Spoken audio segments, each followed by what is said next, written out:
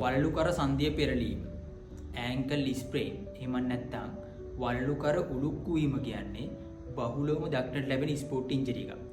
තවත් සමහර අයගේ හදිසි පඩිපෙළ බහිනකොටත් මේ තත්ත්වයට මුහුණ දෙන්න පුළුවන්. ඒකට වල්ලුකරේ තියෙන මේ බන්ධනී වලට හානි වීම නිසා වේදනාව, ඉදිමීම ඇති වෙනවා වගේම ඇවිදින්න අමාරු වෙන්නත් පුළුවන්.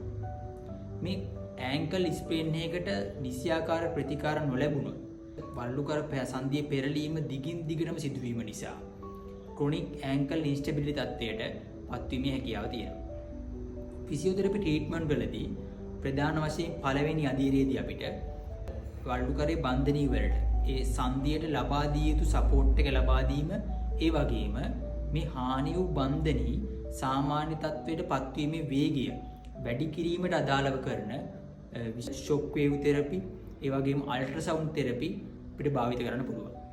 දෙවෙනි අදියරේදී ප්‍රධාන වශයෙන්ම වල්ලුකර ආශ්‍රිතව තියෙන මාංශ පේශිවල ශක්තිමත්භාවය වැඩි කිරීම, බැලන්ස් එක, විශේෂයෙන්ම ජොයින්ට් සෙන්සේෂන් ඉම්ප්‍රූව් කිරීමට, ඒ කියන්නේ ජොයින්ට් එකේ පොසිෂන් එක තමන්ට දැනෙන මට්ටම වැඩි කිරීමට අදාළව කරන ක්‍රියාකාරකම් කිරීම අත්‍යවශ්‍ය කාරණාවක්.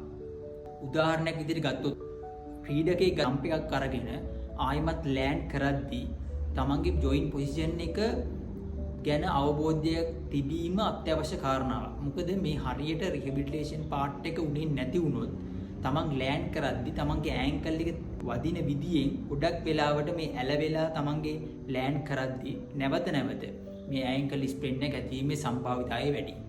තුන්වෙනි අදියර විදියට අපිට නැවත ක්‍රීඩකයා සාමාන්‍ය ක්‍රීඩා කටයුතු කරන්න කලින් කරන්න ඕන විශේෂ ඇජිලිටි එක්සර්සයිසස් කිරීම අත්‍යවශ්‍ය කාරණාවක්.